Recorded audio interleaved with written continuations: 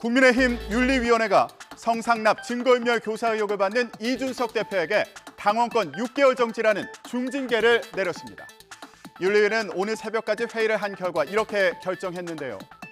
김철근 정무실장이 제보자를 만나 성상납 의혹이 없다는 취지의 사실 확인서를 받고 7억 원 상당의 투자유치 증서를 써준 것을 이 대표는 모른다고 설명했지만 윤리위는 김 실장이 본인의 일이 아닌데도 거액의 투자유치 약속 증서를 단독으로 결정해 써줬다고 믿기는 어렵다고 판단했습니다. 이에 따라 당원으로서 예의를 지키고 자리에 맞게 행동해 당의 명예를 실추시키면 안 된다는 윤리규칙을 위반한 것으로 봤습니다.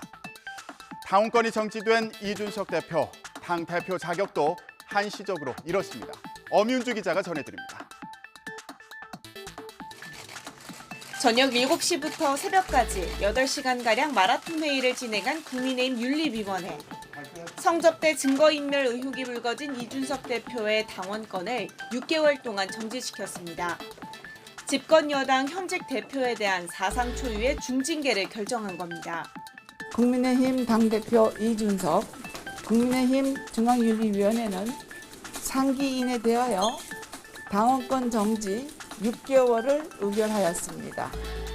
징계 여부를 가른 핵심 쟁점은 이준석 대표가 자신의 성접대 의혹을 무마하기 위해 측근을 통해 이른바 입막음을 시도했는지였습니다. 경찰 수사가 진행 중인 지난 2013년 성접대 의혹 자체는 판단하지 않았습니다. 증거인멸 교사 의혹과 관련해 이 대표가 당원으로서 지켜야 할 품위 유지 의무를 위반했다고 봤습니다.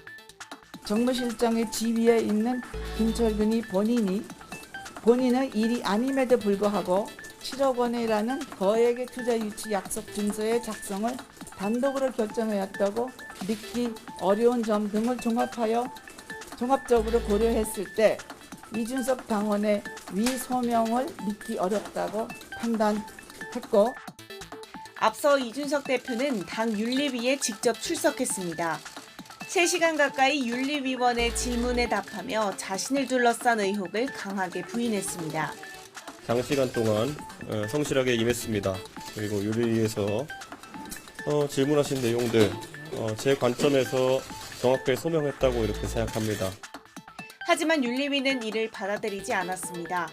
오히려 이 대표의 지시를 받고 성접대 증거인멸을 시도했다는 의혹을 받는 김철근 정무실장에게도 당원권 정지 2년이라는 중징계를 내렸습니다.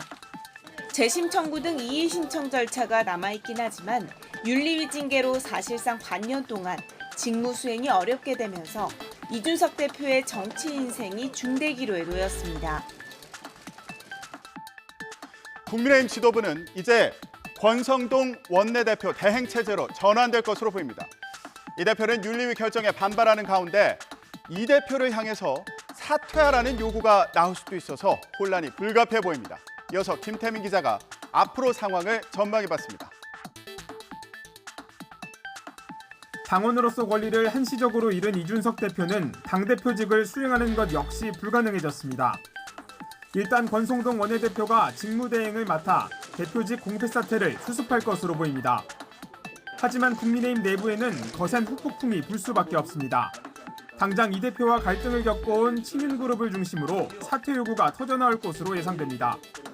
이번 중징계로 이 대표가 남은 임기의 절반 넘게 제 역할을 하지 못하는 만큼 스스로 물러나야 한다는 목소리가 힘을 얻을 수 있습니다. 물론 이 대표 측 반발도 만만치 않을 것으로 보여 당내 갈등은 전면전으로 치달을 가능성도 있습니다. 이 대표 측은 이번 윤리위 징계에 정치적 배후가 있다는 의심을 거두지 않고 있기 때문입니다. 정말 누군가는 선거 이기는 것 외에 다른 것들을 좀 생각하고 있었나 봅니다.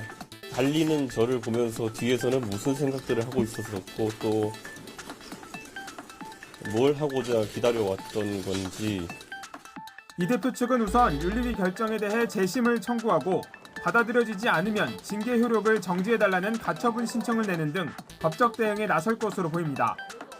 이럴 경우 집권 여당의 권력 구도는 안개 속에 빠지고 당은 상당 기간 혼란을 겪을 수밖에 없습니다.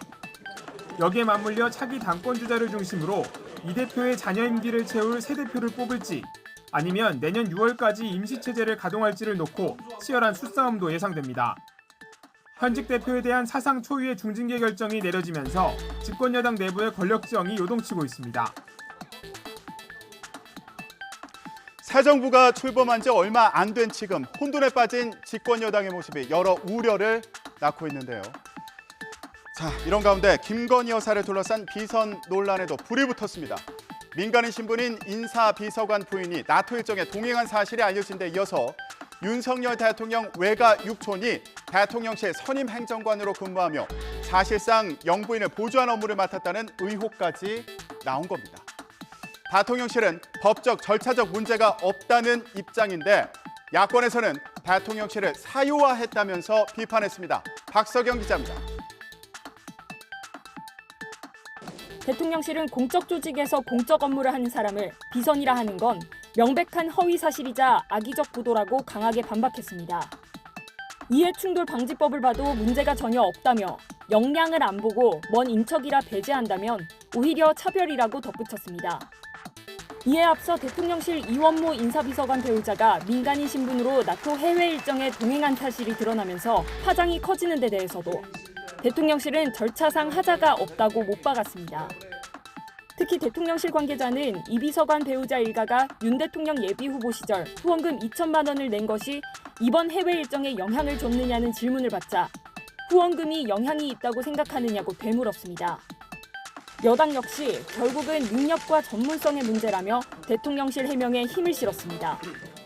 미국에서 트럼프 때 딸과 그 사위까지도 다 공직을 맡았었잖아요. 딸과 사위가 공직을 맡았다라는 것을 비판한 적은 없습니다. 능력이 되느냐, 전문성이 있느냐, 잘하느냐 여기에 비판을 해야 되는 것이죠. 반면 야당은 비선 정치, 대통령실 사유화라며 십자포화를 쏟았습니다. 새로운 비선 정치, 지인 찬스로 대통령실이 운영되고 있는 현실이 개탄스럽습니다. 국가의 명운을 사적 인연의 고리에 얹을 수는 없습니다. 이런 논란을 막기 위해서 김건희 여사를 보좌할 제2부속실을 설치하라는 요구도 나오고 있습니다. 하지만 대통령실은 그럴 계획은 없다면서 이미 부속실 안에서 여사 일정을 충분히 지원한다는 입장을 밝혔는데요. 같은 논란을 반복하지 않기 위한 대책은 필요하겠죠.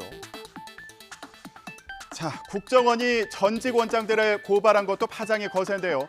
국민의힘은 문재인 정부의 대북 정책은 굴종적인 태도로 사실을 조작하는 종북 공정이라면서 목소리를 높였습니다. 이런 공세에 대해서 민주당은 비선 보좌 논란 등 수세에 몰린 전국을 전환하기 위한 거라며 맞섰고요. 국정원의 전 원장 고발은 문재인 전 대통령까지 물고 들어가겠다는 의도라며 강력 대응하겠다는 입장을 밝혔습니다. 조성호 기자가 전해드립니다. 대통령실은 국가정보원이 박지원, 서훈 전 원장을 고발한 사건 검찰 수사를 예의주시하고 있다고 밝혔습니다. 대통령실 관계자는 서해 공무원 피격 사건에서 국가가 자진월북 프레임을 씌우려 했다면, 그리고 북한 입장을 먼저 고려해 귀순어민의 인권을 침해했다면 중대한 국가범죄라며 반인권적, 반인륜적 범죄가 있었는지 주목하고 있다고 했습니다.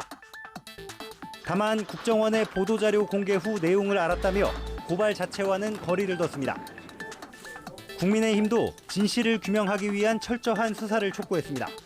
이번 고발로 두 전직 국정원장에게 국정원은 정권을 위한 한없는 충성과 헌신의 수단이었음이 드러나고 있습니다. 고발당한 박지원 전 원장은 첩보를 삭제하는 건 바보짓이라며 그런 일 없다 강하게 반발했습니다. 눈 감고 아웅이죠.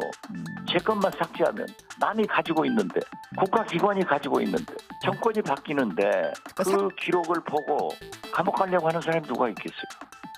민주당도 문재인 정부에 대한 본격적인 보복 친북몰이에 국정원이 정치적으로 나섰고 문재인 전 대통령까지 겨냥하고 있다며 강력 대응을 시사했습니다. 고발이라는 방식을 택했지만 결국 명백히 이것은 정책 행위로 저는 규정을 하고 이 문제에 대해서는 한번 좀 당 차원에서 대응을 하도록 하겠습니다.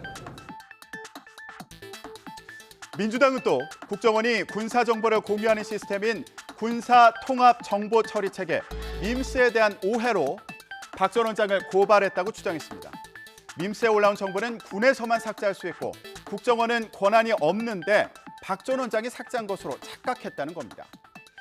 실제로 서해 피살 사건 관련 기밀 정보 일부가 밈스에서 삭제된 것으로 드러났고 합참은 무관한 기관까지 민감한 정보가 확산하는 걸 막기 위해서 정보 공유 시스템에서만 삭제한 것일 뿐 원본은 그대로 있다고 설명했습니다. 그런데 국정원이 입장문을 내고 박 전 원장 고발은 밈스와는 무관하다면서 반박했습니다. 밈스에 탑재됐거나 이를 통해 관리 유통되는 문건을 삭제한 혐의로 고발한 게 아니라는 겁니다. 검찰 수사가 주목되는데요. 검찰은 고발 하루 만에 서울중앙지검 공안 담당 2개 부서에 사건을 배당하며 속도를 내고 있습니다. 손우정 기자가 전해드립니다. 서해 피격 공무원 사건으로 고발된 박지원 전 원장 사건은 관련 사건을 수사 중인 공공수사 1부에 배당됐고 탈북어민 강제 북송 의혹으로 고발된 서훈 전 원장 사건은 공공수사 3부가 맡았습니다. 국정원은 고발장을 제출하면서 박 전 원장이 재작년 고 이대준 씨가 서해에서 북한군에 피격됐을 당시 관련 첩보가 담긴 보고서 등을 무단으로 삭제하도록 지시했다고 적시한 것으로 전해졌습니다. 월북이 아니라는 정황이 담긴 첩보를 삭제하도록 했다는 주장입니다. 그러나 박 전 원장은 삭제해도 서버에는 그대로 남는데 누가 그런 바보짓을 하느냐고 반박하며 이번 고발을 안보장사로 규정했습니다. 서훈 전 원장이 고발된 탈북어민 북송 사건은 합동조사를 조기에 끝내라는 부적절한 지시가 있었는지 등이 규명돼야 할 부분입니다.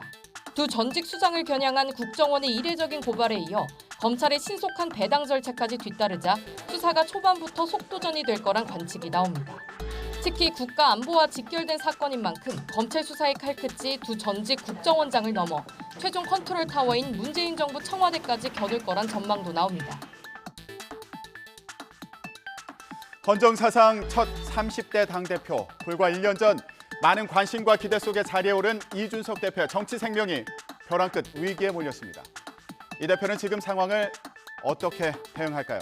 또 국민의힘은 내부 혼란을 어떻게 극복할까요?